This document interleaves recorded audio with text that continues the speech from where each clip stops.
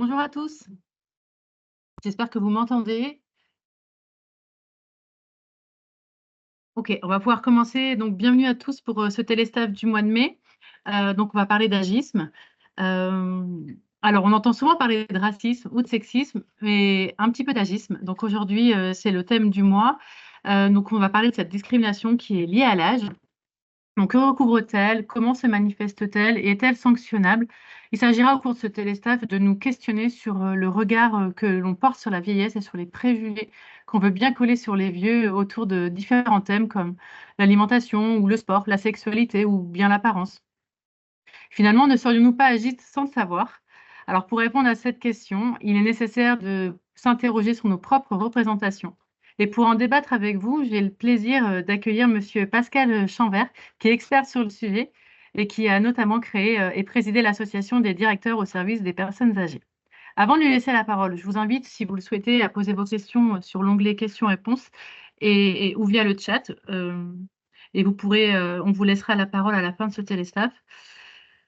Et aussi, à la fin de ce téléstaff, on aura l'intervention d'Emma Sharif, qui est interne de gériatrie, qui a fait une formation en soins palliatifs et qui viendra vous présenter en quelques minutes son projet. Monsieur Chambert, je vous laisse la parole. Bien, alors 2 mots de présentation d'abord. Je suis Pascal Chanvert, donc comme cela a été dit, je suis président de l'ADEPA, l'association des directeurs au service des personnes âgées, pour encore une dizaine de jours. Et je préside donc cette association, je dirige des établissements, des services à domicile. Je suis à ce titre membre du Haut Conseil de l'âge et du Conseil de la CNSA. Donc je vais essayer de vous faire une présentation à peu près en 30 minutes et puis après nous aurons du temps d'échange. Est-ce que ça vous convient, Madame Poutot? Oui, c'est très bien. Très bien, alors on part comme ça. Quelques phrases glanées, notamment à l'occasion de la crise Covid. Il faut sauver les vies des jeunes et pas celles des vieux. Une société qui aide les vieux plus que les jeunes a perdu tout sens. Protéger l'avenir de la société, c'est protéger les jeunes. Les vieux n'ont plus que quelques années à venir, c'est donc moins important. Il y a une tyrannie grise et les vieux ont pris le pouvoir. Il faut mener un débat éthique sur la vie des jeunes et celle des vieux. Demander le consentement des vieux pour la vaccination est inutile et a ralenti le processus de vaccination en France. Et pour couronner le tout, on reproche aux vieux d'être ceux qui votent le plus et donc d'avoir pris le pouvoir, ce qui serait particulièrement malsain. Vous voyez que sur chacune de ces phrases, si on remplace vieux par femme, juif, noir, homosexuel, euh, euh, ben vous voyez bien que on tombe sous le coup de la loi pour la plupart de ces expressions et elle ferait éprouver à tout un chacun un dégoût total. Imaginez que je dise il faut sauver les vues des chrétiens et pas des juifs. Une société qui aide les homosexuels plus que les hétéros a perdu le sens. Protéger l'avenir de la société, c'est protéger les blancs, etc., etc., etc. Alors, on est avec l'agisme dans un phénomène de discrimination, mais la différence entre l'agisme et toutes les autres discriminations, c'est que notre société démocratique, même si elle n'y parvient pas totalement, a appris à se protéger des autres discriminations. Si je tiens, je le rappelle, des propos sexistes, des propos homophobes, des propos antisémites, des propos racistes, eh bien certains de mes propos vont, et c'est bien légitime, tomber sous le coup de la loi. Si je dis il faut sauver les vies des jeunes et pas celles des vieux, eh bien il ne m'arrivera strictement rien du point de vue juridique et je pourrais même être approuvé par bon nombre de concitoyens. Donc la différence entre l'agisme et les autres discriminations, c'est que les autres discriminations, elles sont repérées, elles sont connues. Tenir des propos antisémites, racistes ou sexistes paraît anormal. À l'inverse, l'agisme n'est pas repéré comme une discrimination, alors qu'il est reconnu comme tel par les textes de la République française et par de nombreuses conventions internationales. eh bien, tenir des propos agistes n'est absolument pas repéré, et c'est celui qui est agiste qui paraît normal dans une société où tout le monde est agiste, et c'est celui qui dénonce l'agisme qui paraît étonnant, curieux, bizarre. Alors, il y a, pour bien comprendre ce qu'est l'agisme, en fait, il faut procéder par analogie, parce que nous comprenons tous ce que sont les autres discriminations, mais nous ne comprenons pas bien ce qu'est l'agisme, tellement nous baignons dans une société qui en regorge. Alors, il faut repartir des autres discriminations pour comprendre comment fonctionne l'agisme et comment il se développe. Tout d'abord, les discriminations partagent toutes entre elles des points communs. Le premier, c'est l'idée d'une séparation. Il y a une séparation résolue entre ce que j'appellerais le groupe dominant, c'est-à-dire le groupe qui a le pouvoir et qui impose ses préjugés, et le groupe dominé. Remarquons que dans toutes les discriminations, le groupe dominant n'est pas toujours majoritaire. Vous savez qu'en France, par exemple, il y a plus de femmes que d'hommes, et pourtant, du point de vue du sexisme, le groupe dominant, ça reste bien les hommes. Et pour prendre un autre exemple, le régime d'apartheid d'Afrique du Sud, c'était bien une minorité blanche qui imposait une domination à une majorité noire. Donc il y a toujours une séparation entre le dominant et le dominé. Une séparation parce que l'autre est différent. On n'est pas du tout dans la phrase de Saint-Exupéry, au lieu, à partir de tes différences, au lieu de m'appauvrir, tu m'enrichis. On est bien dans l'idée que la différence empêche le dominant de savoir qui il est, et il va définir son identité en n'étant pas l'autre. On est blanc, on n'est pas noir, on est chrétien, on n'est pas juif ou musulman ou hindouiste, on est hétérosexuel, on n'est pas homosexuel, d'où les phrases qu'on peut entendre régulièrement, on n'est quand même pas des pédés, on n'est pas des bougnoules, on n'est pas des bonnes femmes. Vous voyez ce genre de discours qui est dominant. Eh bien, de la même façon, s'agissant de l'agisme, c'est se glorifier que dire qu'on est jeune, et donc, si je suis jeune, je ne suis pas vieux, et je n'ai rien à voir avec ce vieux, on verra après qui est vieux, mais ce vieux qui est complètement différent de moi. Par définition, donc l'apparence au groupe, à l'identité, est plus important que l'individualité de la personne, ce qui est contraire à toute la logique des droits de l'homme, où dans la logique des droits de l'homme, c'est bien la personne, le citoyen, l'individu, appelez-le comme vous le voulez, qui est respectable, comme disait Voltaire, en cela seul qu'il existe. Deuxième élément, les dominés sont inférieurs aux dominants. Je ne vais pas redévelopper, vous comprenez bien l'idée. Le dominé est inférieur au dominant et il a des besoins inférieurs. Comme le dit très bien Florence Foresti, à 30 ans, on veut être belle, à 40 ans, on espère être belle et avoir un peu d'argent, à 60 ans, si on est en bonne santé, c'est bien, et à 80 ans, si on est propre, c'est déjà pas mal. Voilà l'exemple. Alors, c'est de l'humour, bien entendu, mais l'humour permet souvent de comprendre la société. Et donc, à 80 ans, le rôle d'une femme, c'est déjà d'être propre, c'est déjà bien, on ne va pas lui en demander plus, ses besoins se limitent à cela. Et d'ailleurs, c'est ainsi que la société organise l'aide aux personnes âgées, car si vous y réfléchissez bien, à domicile, ce qui est important, c'est que le logement de la personne soit propre et qu'elle ait fait sa toilette. Et après, quasiment plus rien. Il a fallu attendre l'an dernier pour que le président de la République commence à envisager des heures d'accompagnement social. Mais je peux vous dire que la réalité, le quotidien de nombreux services à domicile, c'est de participer à la propreté de l'habitat et de la personne, de faire en sorte qu'elle puisse manger chaque jour, et c'est tout. Et c'est à peu près la même chose en établissement. Vous voyez combien, depuis tant d'années, on parle de loisirs, d'activités dans les établissements, d'animation, même si ce terme est un peu réducteur. Vous voyez bien à quel point il est très difficile de faire entrer l'animation dans les établissements, et voyez à quel point le droit au loisir, le droit aux vacances est complètement dénié à une personne âgée.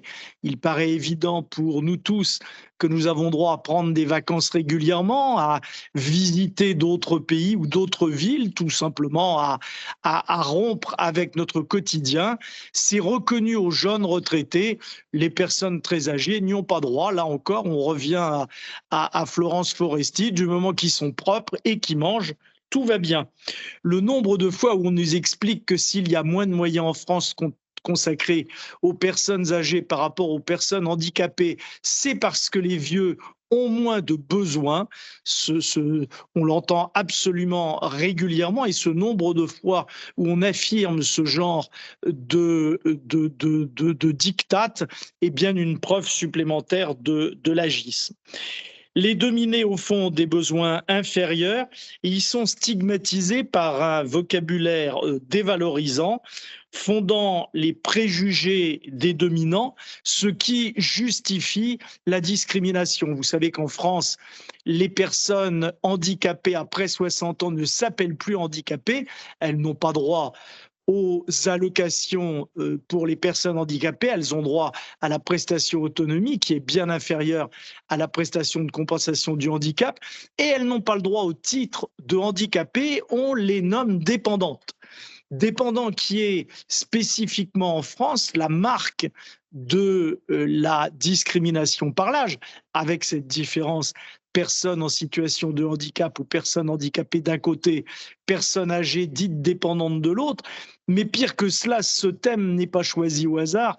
Dans une société où à partir de 14-15 ans, tout le monde se veut autonome ou indépendant, traiter ceux qui sont le moins valorisés de dépendants, c'est bien une façon de renforcer l'idée qu'ils ne sont pas autonomes, qu'ils sont dépendants. Et moi, le nombre de fois dans mes activités à domicile ou en établissement où j'entends cette phrase terrible, vous n'allez quand même pas leur demander leur avis puisqu'ils sont dépendants, ce nombre de fois témoigne là encore du caractère profondément agiste du vocabulaire. Donc le vocabulaire légitime la discrimination, ils ne vont quand même pas s'exprimer puisqu'ils sont dépendants, et la discrimination renforce le vocabulaire. Vous voyez bien qu'ils ont moins de besoins que nous, vous voyez bien qu'ils ne peuvent pas faire un certain nombre de choses seuls, et donc ils sont dépendants.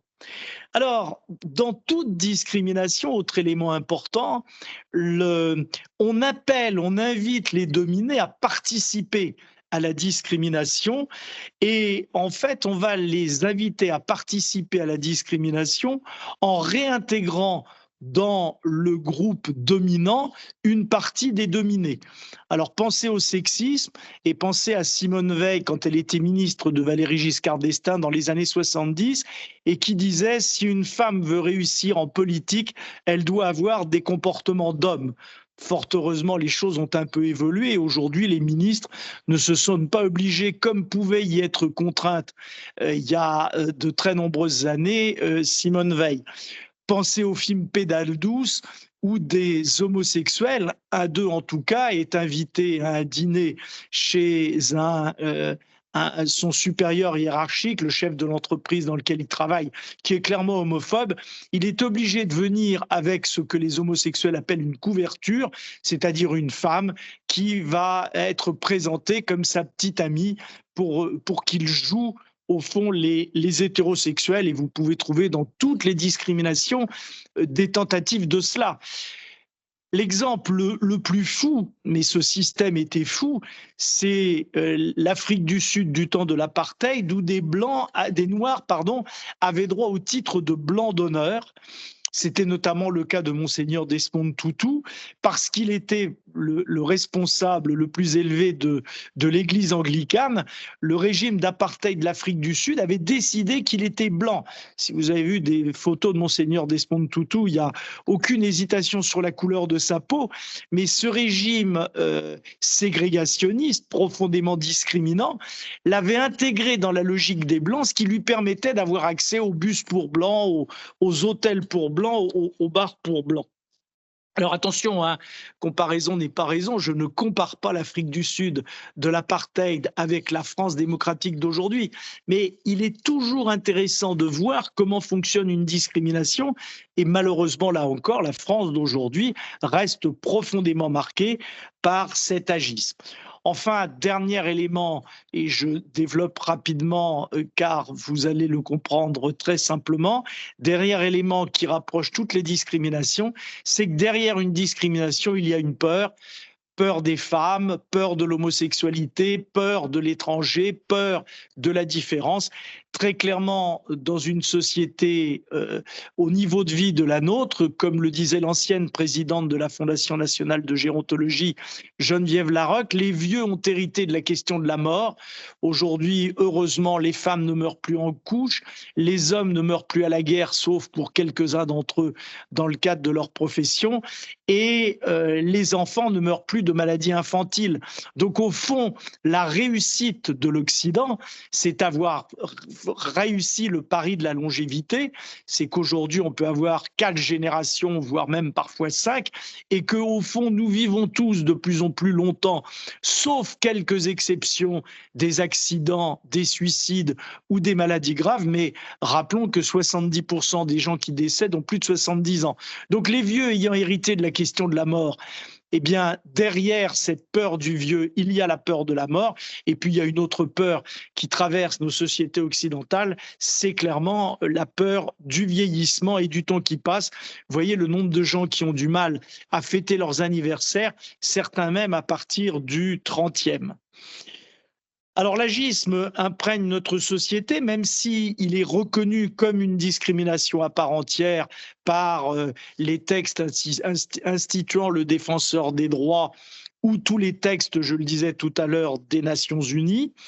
Récemment, une députée, Audrey Dufeu, avait été missionnée par le Premier ministre Édouard Philippe pour faire un rapport parlementaire, le premier du genre, sur ce sujet.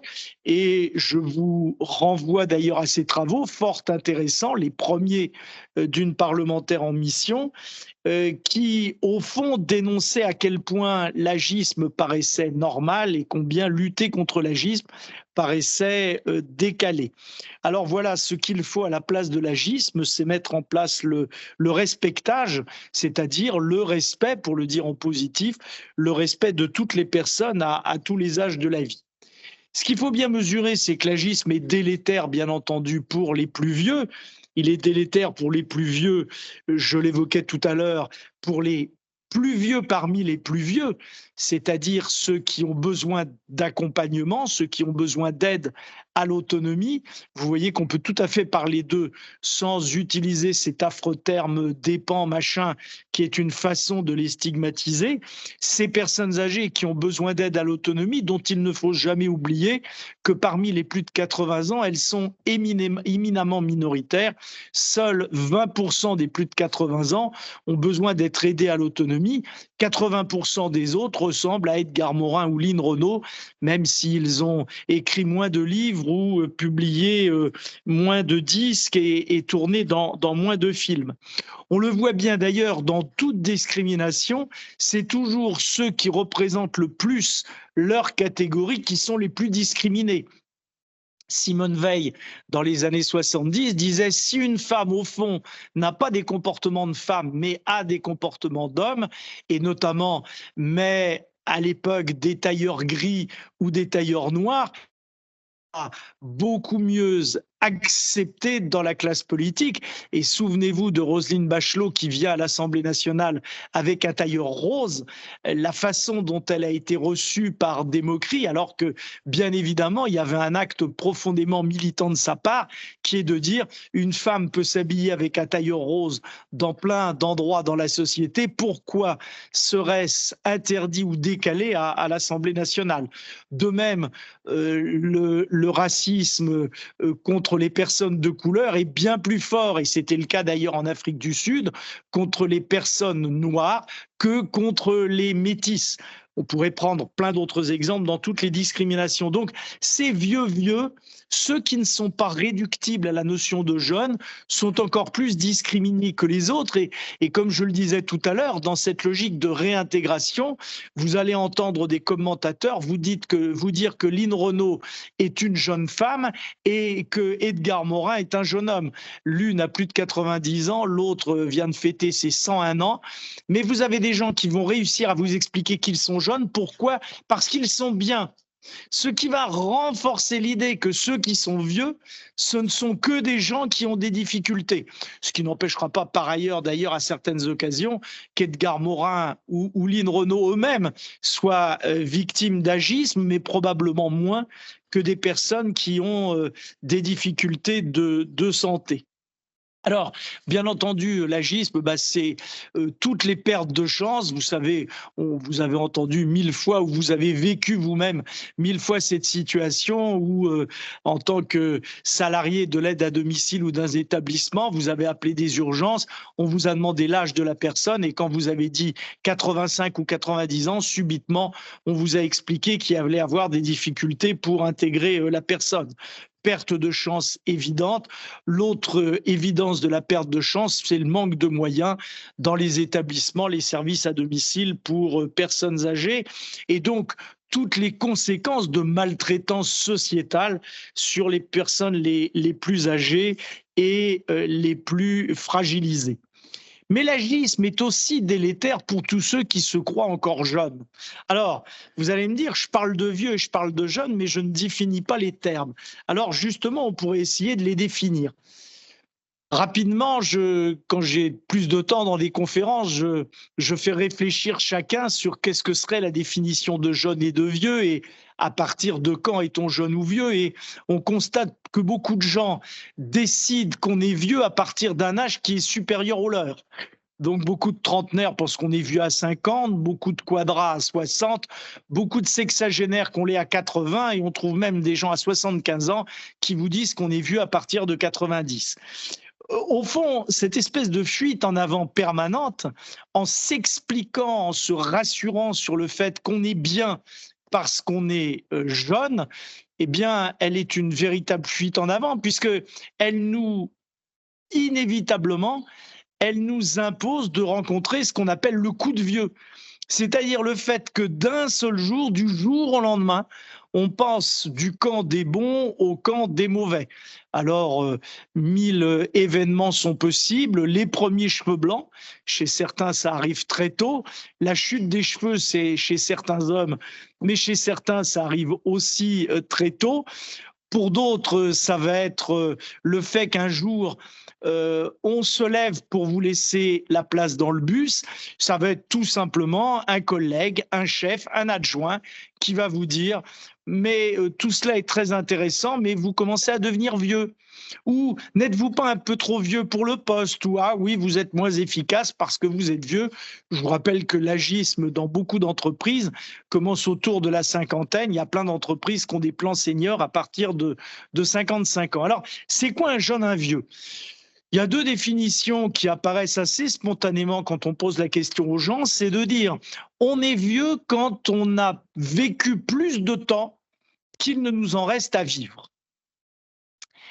Alors, à partir de quand, au fond, est-on à la moitié de sa vie? Quand on sait que l'espérance moyenne en France est de 83 ans pour les hommes et de 86 pour les femmes, on va dire que c'est autour de 41, 42, 43 ans.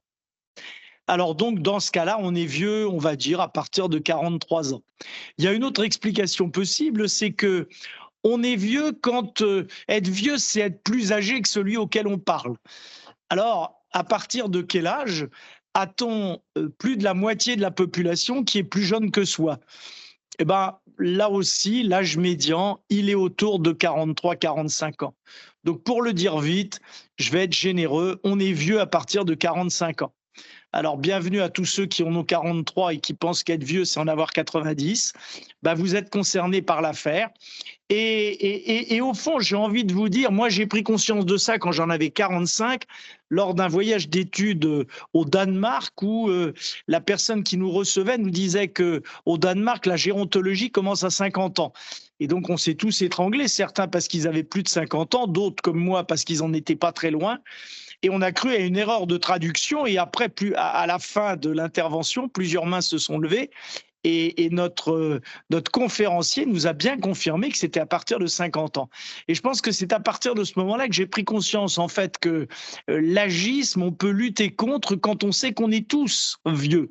Au fond, on est tous noirs, on est tous des juifs allemands, on est tous homosexuels et tous les hommes sont des femmes. D'ailleurs, la part féminine de l'homme est quelque chose de très important à partir duquel on peut beaucoup progresser et justement en arrêtant de réprimer au moins dans les préjugés, les femmes, on est en tant qu'homme beaucoup plus capable d'assumer sa part féminine. Donc effectivement, en se disant qu'on est vieux, moi j'ai 65 ans, ça fait maintenant une vingtaine d'années que je me dis que je suis vieux et je pense que je vais beaucoup mieux de ce point de vue-là et je pense qu'on peut être vieux et mieux.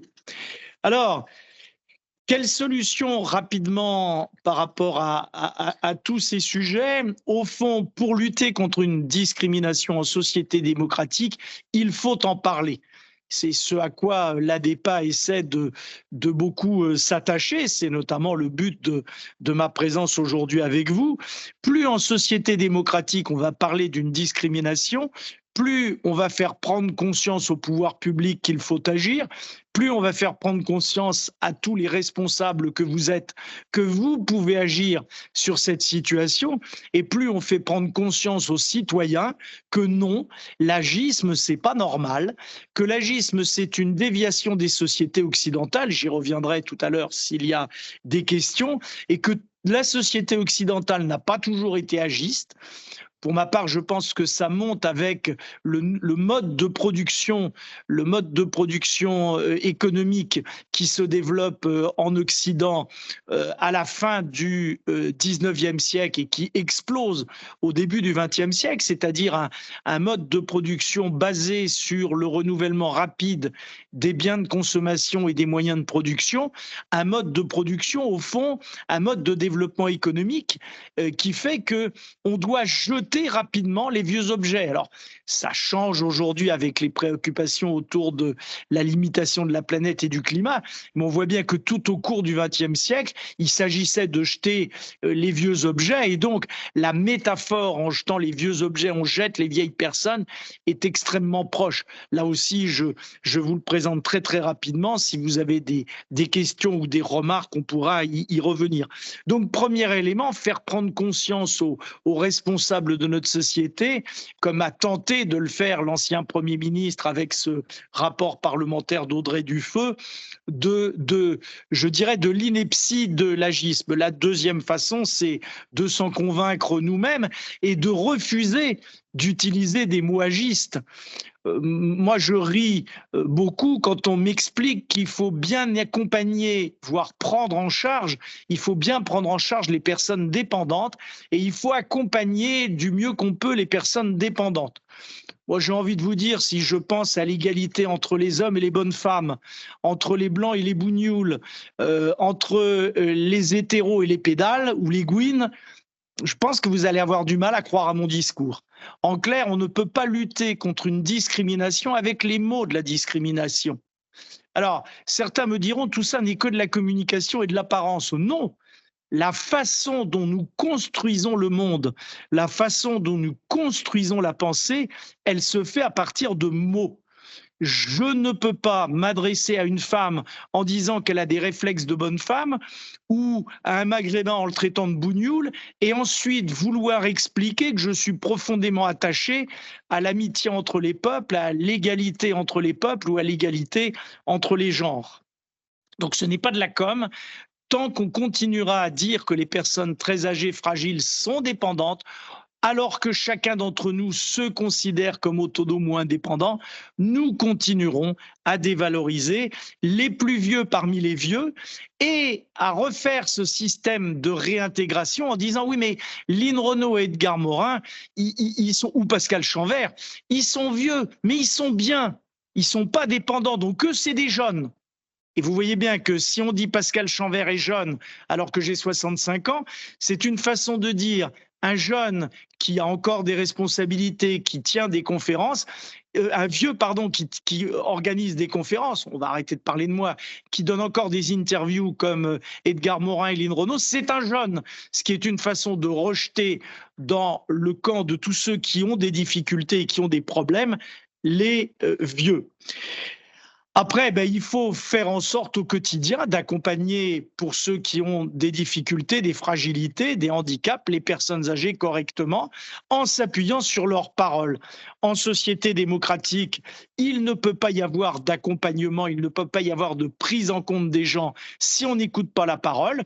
Moi, je veux bien qu'on m'explique qu'on peut lutter, par exemple, contre les phénomènes de sexisme, de harcèlement dans le cinéma uniquement à partir de la parole des hommes, parce que seuls les hommes peuvent en parler correctement. Mais vous voyez bien qu'on est dans une aporie. Donc nous expliquer qu'on peut parler de l'avenir des services à domicile pour personnes âgées ou des établissements pour personnes âgées sans donner la parole aux personnes âgées est une aporie de la même façon.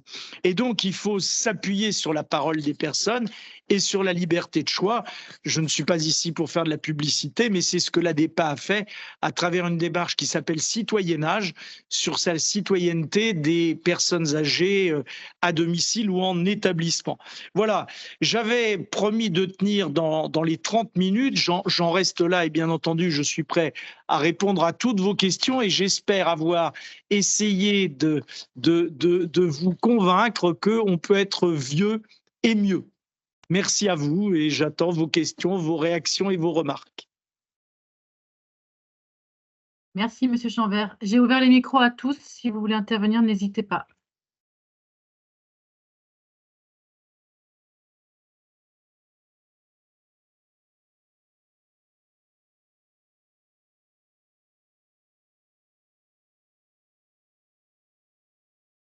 C'était totalement clair et limpide ou je vous ai tous endormis? Alors, c'était clair et limpide. Tout à fait clair et limpide. C'est tout à fait clair et limpide et ça vient faire écho à beaucoup de remarques que je me fais moi aussi. Donc, merci pour votre intervention et voilà, ça donne le sentiment de voilà, ce qu'on pense parfois sur ce qui se passe, ne pas être les seuls à penser ça. Donc, merci. Il est clair que, comme toute discrimination, elle entraîne une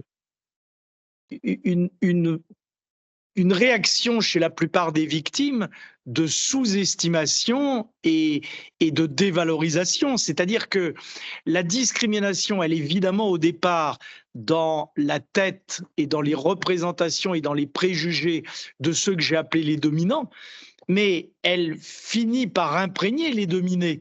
Souvenez-vous, enfin, peu d'entre vous l'ont vécu, mais vous avez lu des reportages ou des articles sur le sujet. En 1944, quand on donne le droit de vote aux femmes, beaucoup d'entre elles disent « mais je ne suis pas certain qu'il faille que je vote, et de toute façon, moi, je voterai comme mon mari », ce qui était d'ailleurs l'argument de ceux qui étaient opposés au vote des femmes. C'est-à-dire que les femmes ont fini par intégrer qu'elles sont inférieures aux hommes. Alors là, il s'agit d'une domination bien plus ancienne que l'agisme. Je faisais remonter l'agisme au 19e siècle. Là, la domination homme-femme, elle est plus profonde et plus ancienne. Mais donc, les femmes ont intégré le fait que d'une certaine façon, les femmes sont inférieures aux hommes, et donc il a fallu l'énergie des suffragettes, de militantes féministes, alors parfois excessive, on peut en discuter ou pas, mais bien entendu que pour lutter contre des préjugés aussi puissants, il faut beaucoup d'énergie. Parce que les discriminés eux-mêmes, et vous pouvez regarder le nombre de responsables politiques homosexuels qui, contrairement par exemple à Bertrand Delanoë, n'ont jamais assumé de dire qu'ils l'étaient, considérant que dans la société telle qu'elle était, s'ils avouaient à leurs électeurs leur homosexualité, ils ne seraient pas réélus. Et alors moi, je tiens à dire quelque chose, c'est que, alors certes, je suis vieux, donc je suis concerné par l'agisme, mais je suis un homme blanc hétérosexuel et j'ai vaguement été baptisé dans la Sainte Église catholique romaine. Donc pour moi, les discriminations sont des choses assez théoriques.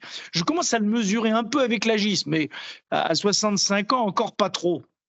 Mais il est bien évident que je n'ai aucune leçon à donner à Simone Veil en 75 qui dit qu'il faut avoir des comportements d'homme, à des métis dans l'Afrique du Sud racistes qui ont essayé de s'en sortir parce que le régime les discriminait un peu moins que les gens totalement noirs, ou à des juifs dans des périodes de discrimination. Enfin, on n'a aucune leçon à donner à des dominés pour trouver des stratégies pour éviter la discrimination. Ça doit être affirmé clairement. Dans une discrimination, il y a clairement un discriminant et il y a une victime. Et donc, ce n'est pas à la victime de s'adapter, c'est bien entendu au discriminant de changer, et encore plus dans une société démocratique comme la nôtre. Alors, quels seraient les conseils que vous donneriez, Monsieur Chanvert, pour lever cette difficulté de l'agisme en tant que nouvelle et fraîche victime? En parler. Premier élément. Deuxième élément, se convaincre soi-même qu'on est porteur d'une culture agiste. Je vois bien quand je parle avec ma compagne, avec ma fille, avec des femmes en général, que je suis profondément un homme et que du point de vue du sexisme, il y a des choses auxquelles je n'ai pas toujours accès. Et que même si intellectuellement, je suis convaincu que les femmes sont l'égale des hommes, sur la question de l'agression sexuelle, sur la question d'un certain nombre de sujets, je ne peux pas réagir comme une femme parce que j'ai été élevé comme un petit garçon, parce que je suis dans une société dans laquelle le sexisme baigne encore.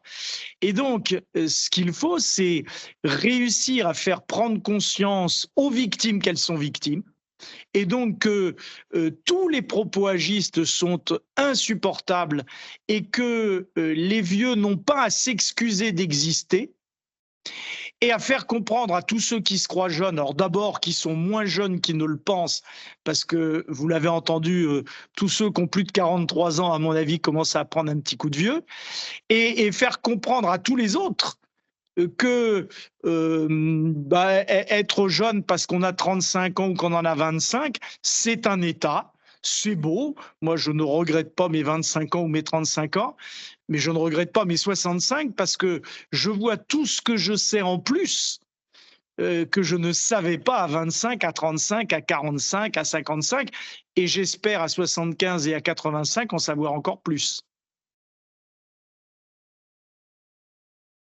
Et concrètement, vous conseillez qu'on prenne la parole, qu'on en discute en petits groupes, en grand comité, mais comment justement faire porter la voix de témoignages individuels de personnes âgées? Avec le RVMA, on a organisé un congrès il y a quelques semaines et nous avons fait intervenir Michel Billet, 75 ans, qui a passionné la salle. Voilà, c'est un exemple de ce qui est possible sur des thèmes en plus qui sont très sociologiques et humanistes. Quels seraient les autres moyens, puisque quand on fait face à une société productiviste et que au niveau politique, c'est compliqué. On voit bien entre le recul de l'âge de la retraite, mais aussi le problème d'accès à l'emploi des seniors. Et on devient senior dans certains secteurs, notamment industriels, assez tôt, mais même aussi au sein de nos structures hospitalières ou d'établissements médico-sociaux ou dans le domaine du soin, puisqu'on n'a pas tout à fait les mêmes capacités physiques, peut-être, même si on peut appliquer des stratégies compensatrices. Comment envisagez-vous ces consignes, ces conseils qu'on peut échanger, et quels moyens mettre en place concrètement selon le niveau dans lequel on intervient? Et vous, au sein de la DPA, qu'avez-vous mis en place de concret pour lutter contre ces dérives, notamment d'emploi en fin de carrière ou de compétences qui sont parfois déniées à certains âges, y compris aussi aux jeunes âges? Alors, oui, vous avez raison, hein, vous l'avez dit rapidement à la fin de votre propos, il y a deux agismes, hein. Il y a l'agisme contre les plus vieux, il y a l'agisme contre les plus jeunes. Moi, depuis que j'ai 28 ans, je suis un professionnel de l'aide aux personnes âgées. Donc, et je suis un militant à travers l'ADEPA de l'aide aux personnes âgées. Donc, vous avez bien vu que je n'ai parlé que de l'agisme envers les plus âgés.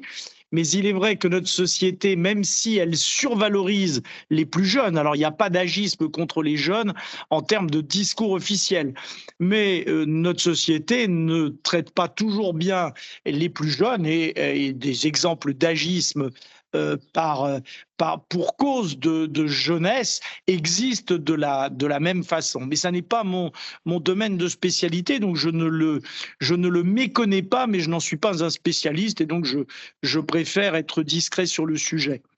Comment faire bouger une société démocratique? Moi, je pense, je crois à la sociologie, je crois au mouvement collectif. C'est la raison pour laquelle je suis engagé dans une association depuis si longtemps. Je pense donc que les mouvements collectifs doivent agir dans ce domaine et que moi, j'ai été, je resterai un militant associatif, mais de la même façon, dans le milieu syndical ou dans le milieu politique, qui sont les trois grandes institutions, je dirais, qui sont porteuses des débats dans une démocratie. Je pense que les partis politiques, les syndicats, les associations doivent beaucoup plus réfléchir sur ces questions et que chacun d'entre nous, là où on est, dans une asso, dans un syndicat, dans un parti politique, on doit faire avancer ces sujets. Et puis par ailleurs, moi je crois beaucoup à la psychologie. Je crois beaucoup, comme alors on prête cette phrase à Gandhi, je crois beaucoup qu'on peut être le changement qu'on veut dans la société. Ça veut dire qu'à côté d'un travail collectif, il y a un travail individuel et personnel. Moi, dans mon entourage familial, amical, je parle régulièrement de l'agisme. Je reprends, même à travers des plaisanteries, je reprends souvent mes proches en disant attention, pas de propos agistes, ce qui fait qu'aujourd'hui, tout le monde est au clair là-dessus, y compris dans des plaisanteries, je le redis, parce que autour de l'humour, on a beaucoup réfléchi à l'ADEPA sur faut-il sanctionner l'humour autour de l'âge. Bon, mais c'est des débats qui ont traversé tous les mouvements de lutte contre les discriminations. Les blagues sur les blondes, les blagues sur les Belges, les blagues sur les Noirs, les blagues sur les Juifs, les blagues sur les Arabes. Bon, alors vous savez que une des traditions de la communauté juive, c'est d'avoir des blagues sur les Juifs. Et au fond, de faire de l'humour sur soi. Quand Florence Foresti dit « j'aime pas les femmes » et qu'elle décrit les femmes à travers des travers très drôles, elle fait de l'humour sur elle-même. Bon, après, vous savez que la deuxième partie de son sketch, c'est « j'aime pas les hommes non plus ». Bon, mais donc il y a toujours des sujets, des réflexions à tenir sur l'humour. Un autre humoriste, Patrick Timsit, disait il n'y a pas si longtemps, aujourd'hui dans notre société, on peut plus rire des femmes, on peut plus rire des homos, on peut plus rire des arabes, on peut plus rire des juifs, on ne peut rire que des vieux. Excellente intuition. L'agisme n'étant pas reconnu comme tel, on peut se moquer des vieux et on ne peut pas se moquer des autres. Alors, bon, il faut pas non plus, il ne doit pas y avoir une police du vocabulaire. Moi, je reprends régulièrement mes collègues quand ils parlent de dépendants. L'ADEPA refuse de signer un texte, et Dieu sait qu'on nous en propose souvent, où le texte, où le mot de dépendant figure. Pour autant, quand il s'agit d'humour, c'est beaucoup plus compliqué. Il faut faire attention à ne pas devenir un ayatollah de l'agisme. Mais ces débats traversent tous les mouvements contre les discriminations, et il y a des femmes qui refusent toute blague sur les femmes. Il y a des femmes que ça ne gêne pas dès lors que ça ne dépasse pas une certaine limite. Il faut, avec beaucoup de finesse, faire évoluer les consciences et ne pas bloquer un certain nombre de concitoyens. Donc, mais en tout cas, il y a des voix à la fois collectives et individuelles et personnelles, et quel que soit notre statut dans la société, nous avons des possibilités de faire reculer tout type de discrimination, et à propos du sujet d'aujourd'hui, notamment l'agisme.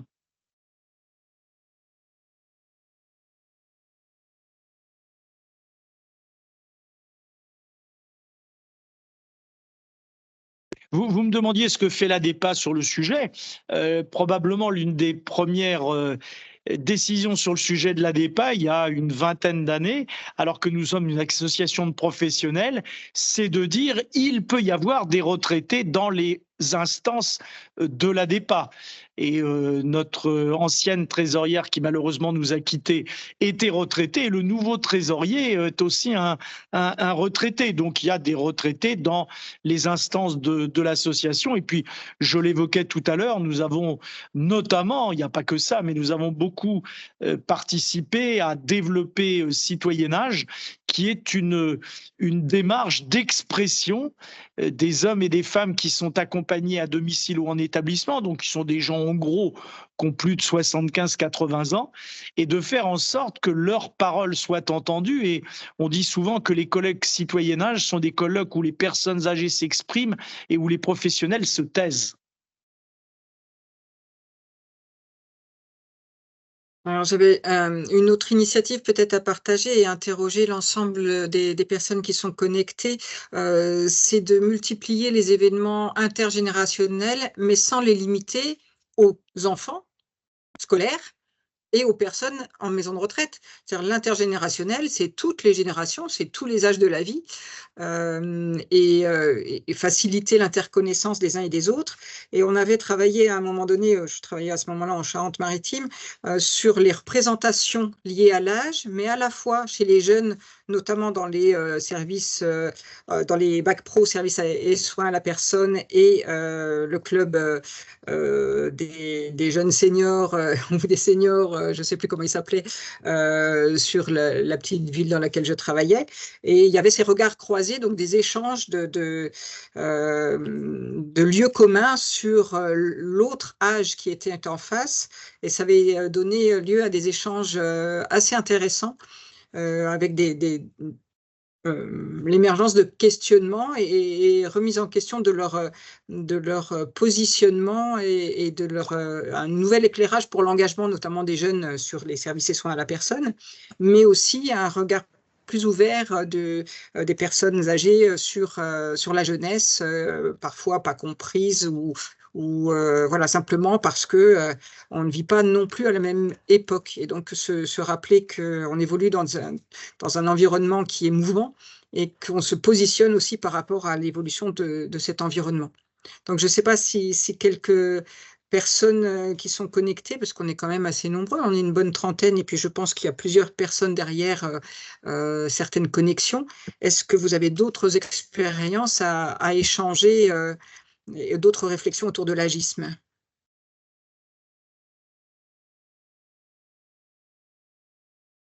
Les petits messages sur le chat, je vais pouvoir les relayer, notamment Nadine Moundar qui disait on parle quand même de la silver economy, donc on cherche à se faire de l'argent sur les vieux. Ça peut peut-être faire réagir.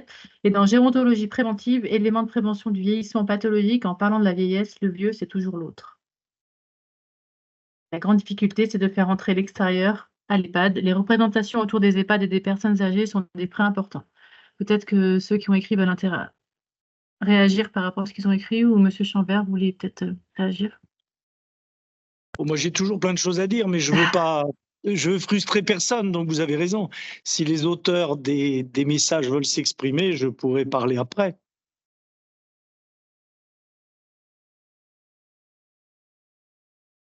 Moi, je me lance alors. Donc, Nadine Moder, je représente les infirmiers libéraux et c'est vrai que c'est un gros sujet pour nous puisque, comme les EHPAD, mais pas que, notre gagne-pain, c'est quand même les anciens, les vieux, voilà, et on a un double discours entre les garder le plus longtemps à domicile, mais en même temps, ils deviennent de plus en plus lourds, donc ils deviennent des fois la chronicité, on en parle souvent de la chronicité, c'est-à-dire que tous les jours, on parle de la même chose, pipi, caca, et du temps qu'il fait, voilà. Mais en même temps, ils peuvent nous apporter beaucoup si on prend le temps de s'arrêter, de ne pas courir, d'écouter, voilà. Donc il y a plein de choses qui font réfléchir dans tout ce que vous dites. Et ce matin, j'étais en réunion au CTS, donc on parlait encore de mixer, et c'est vrai qu'on mixe souvent en parlant des anciens, donc avec les écoles. Et c'est vrai que ce que vous dites, si on pouvait a priori, dans certains EHPAD, ils remplissent pas tout. Est-ce qu'on pourrait pas mettre des jeunes qui ont du mal à trouver des locations dans les grandes villes pour faire, je crois que ça se fait aussi, du travail d'intérêt, enfin des choses comme ça. Il y a plein de choses à réfléchir comme ça pour que l'EHPAD ne soit pas non plus ce qui c'est devenu, c'est l'endroit où on veut absolument pas aller parce que quand on y va, eh ben, c'est pas un choix. Donc ça, il y a plein de choses là-dedans.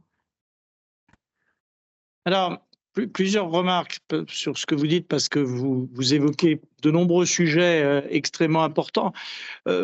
Premièrement, ça répondait à l'intervenant précédent aussi.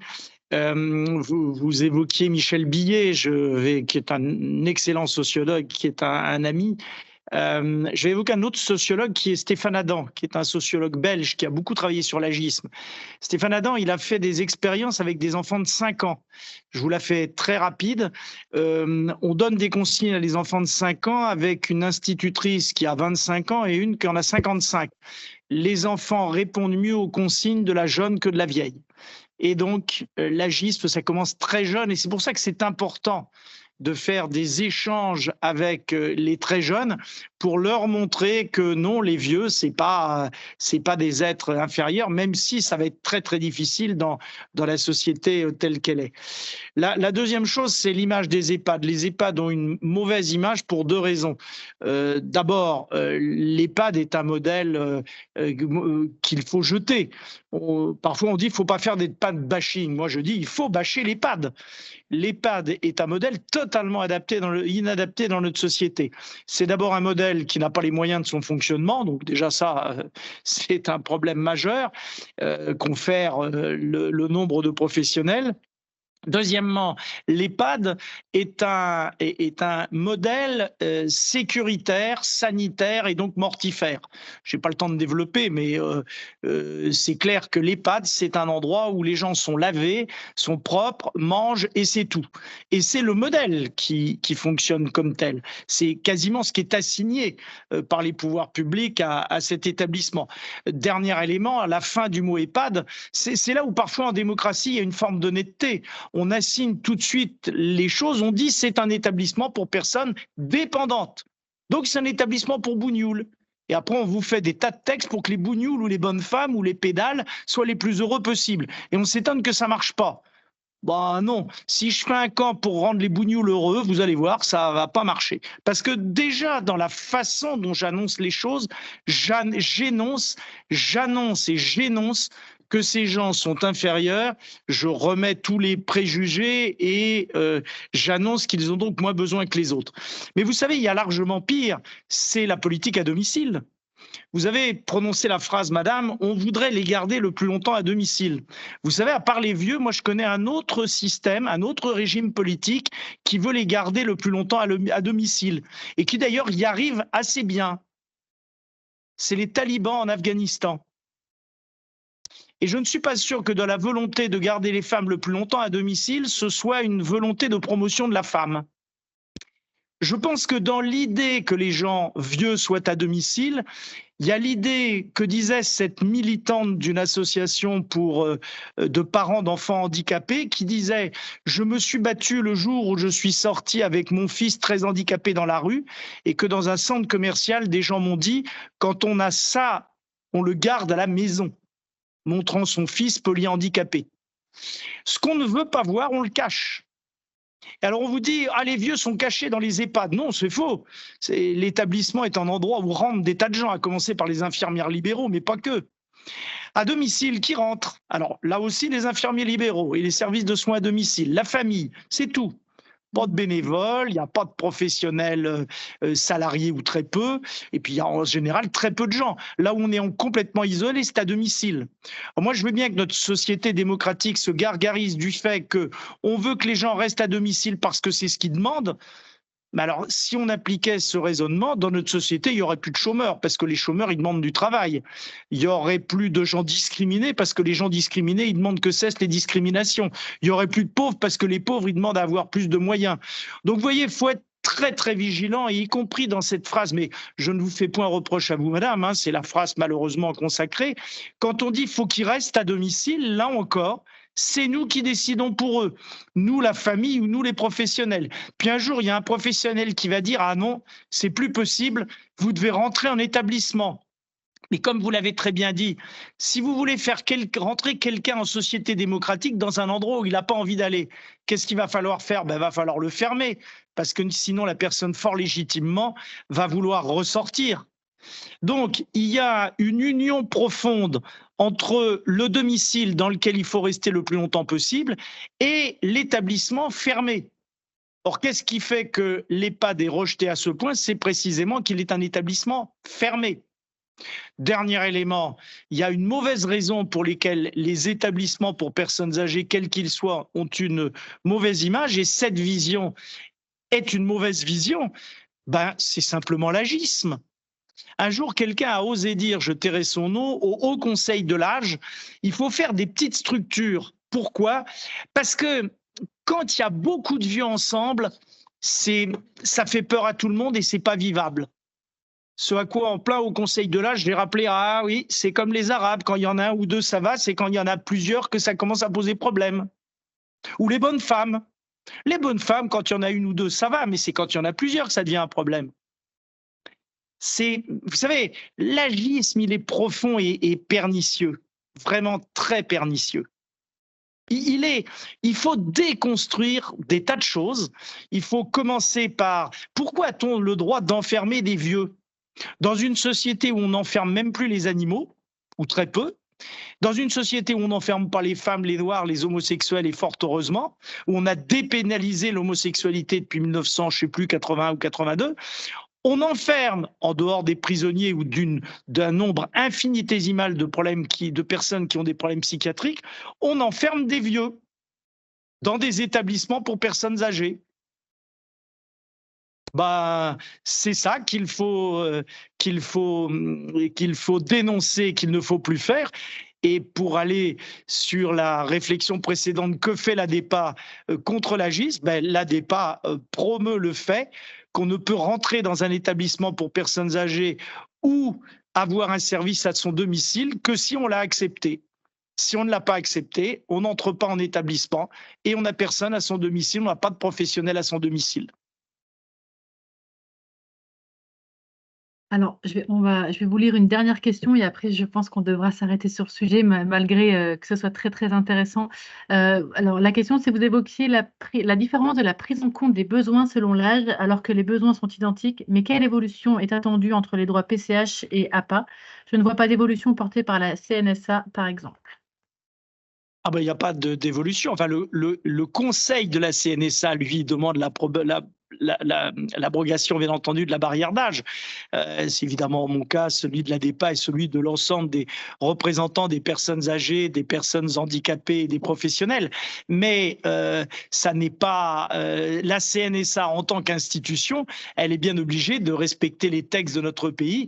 Et les textes de notre pays, c'est que les besoins des personnes handicapées de moins de 60 ans sont considérés comme plus importants que les besoins des personnes les plus âgées. Quand vous pensez qu'on ne vient et qu'après un long débat, on ne vient que d'officialiser le fait que les personnes âgées en établissement peuvent avoir des animaux, de mesurer la folie du système que nous avons créé, que la France a créé. C'était un système dans lequel, jusqu'à il y a 2 mois, on pouvait interdire la possession d'animaux. Je vous rappelle que ni Staline ni Pinochet n'avaient réussi ça dans leurs pays respectifs, au pire moment de la dictature et du totalitarisme. De même, la consommation d'alcool. On peut encore aujourd'hui en France interdire à des Français de boire de l'alcool. On peut interdire à des Français d'avoir des relations sexuelles. Bon, vous allez me dire, c'est pas grave, c'est des vieux. Et puis, le plus souvent, c'est des vieilles. Parce que je vous rappelle que les vieux sont des vieilles, compte tenu de la différence d'espérance d'âge. Les personnes accompagnées à domicile ou en établissement, à 80% sont des femmes.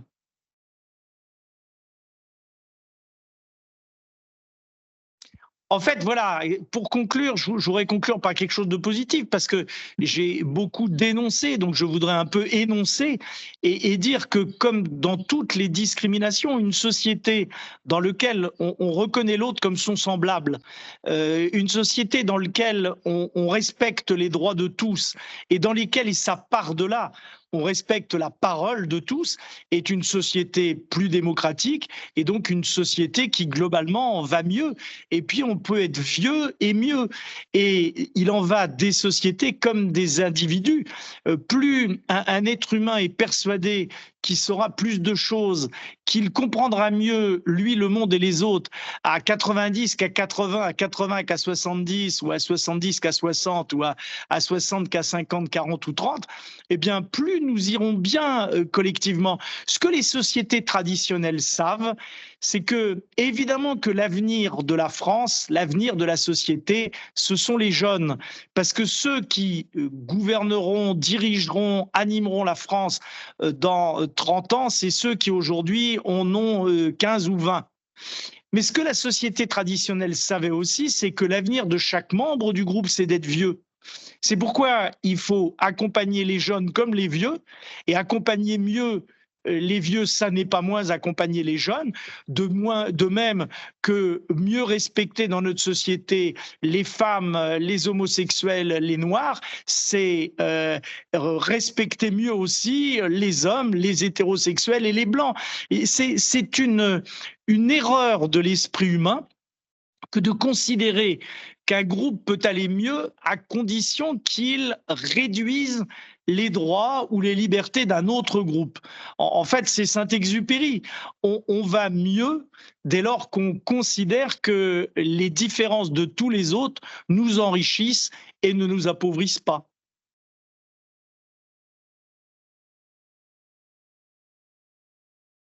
Très bien. Merci beaucoup, Monsieur Chambert, pour cette belle intervention. C'était très enrichissant et on aimerait continuer à vous écouter, mais malheureusement, le téléstat va s'arrêter. Et juste avant de conclure, je vais laisser la parole à Emma Sharif, qui est interne de gériatrie, qui va parler de son projet avec les EHPAD. Bonjour à tous, merci de me recevoir. Juste faites-moi plaisir, dites établissement pour personnes âgées. Oui. Oui, ok. Donc, en effet, merci Vanessa. Je suis Emma Sharif, je suis interne en gériatrie. Je suis en formation de soins palliatifs là pour 1 an. Et donc, je viens vous présenter mon projet de thèse qui est encadré par le docteur François Chaumier, qui est responsable de l'équipe mobile de soins palliatifs du CHU à Tours. Et donc, c'est un projet d'état des lieux des différentes organisations existantes dans les régions, dans les EHPAD de la région Centre-Val de Loire, concernant l'anticipation des prises en charge médicales et de la fin de vie des résidents. Donc, ce beau projet d'étude porte le nom d'Anticipad. Donc, ça rejoint un petit peu, voilà, ça englobe EHPAD, mais c'est pour que ce soit plus, pour retenir plus facilement. Le Bougnoul, on tient bien à Bougnoul. Aussi, mais c'est plus dur à caser dans Anticipation, mais je retiens. En tout cas, c'est un projet qui part de ma volonté de jeune gériatre de savoir comment ça se passe donc dans les établissements pour personnes âgées, pour anticiper les soins de manière générale et la fin de vie. Et éventuellement faire ressortir des points de difficulté qu'on pourrait éventuellement améliorer à la fois pour les résidents et pour les soignants et pour moi aussi pour ma pratique future. Donc voilà, le but c'est vraiment de photographier les pratiques actuelles et d'apporter ma pierre à l'édifice pour la prise en charge des personnes âgées. Donc pour ça, j'ai conçu un questionnaire que j'ai fait avec des médecins coordonnateurs d'EHPAD et des médecins en soins palliatifs. Et c'est à ce moment que vous intervenez. En gros, je vais diffuser ce questionnaire, je vais l'envoyer via les adresses mail généreusement transmises par le RVMA, qui sera à destination des médecins coordonnateurs, des infirmiers coordonnateurs et des psychologues des établissements. Voilà, donc je souhaite le diffuser aux soignants qui peuvent me répondre, qui sont en première ligne des prises en charge des résidents des établissements. Mais après, j'encourage à répondre en équipe pour vraiment avoir la vision de l'établissement et pas juste uniquement d'un soignant. C'est pour ça que je me permettrai d'envoyer des relances si j'ai plusieurs réponses discordantes pour un même établissement. Le but, c'est vraiment d'avoir le reflet de la pratique de l'établissement comme il est, quoi.